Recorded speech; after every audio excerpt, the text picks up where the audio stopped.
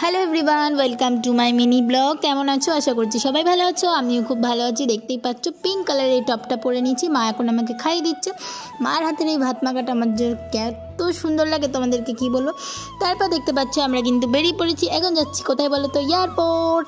তো চলো আজকে যাচ্ছি মামাকে দিতে। আর এই দেখো রাস্তায় আন্দোলন হচ্ছে সেই আরজিকরের ঘটনাটা নিয়ে, সেটা একটু ক্যাপচার করেছিলাম তোমাদের সাথে তোলার জন্য, দেখানোর জন্য আর কি। তো তারপর দেখো রাস্তায় কত জ্যাম। আমরা কিন্তু বারাসাতে প্রচুর জ্যামে আটকে রয়েছিলাম। তারপর আস্তে আস্তে 1-2 ঘন্টা প্রায় দাঁড়িয়েছিলাম। কি জ্যাম কি বলবো।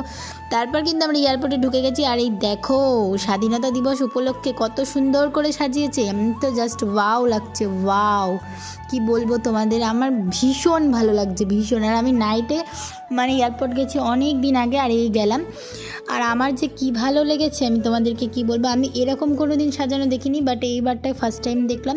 আর তারপর আমাদের সেই দুঃখের মুহূর্তটা চলে আসলো। এই দেখো তারপর কিন্তু এখন মামা চলে যাচ্ছে। ওই যে দেখতে পাচ্ছ মামা কিন্তু এখন ভেতরে ঢুকে যাচ্ছে। কি যে কষ্টে, মানে কি বলবো তোমাদেরকে।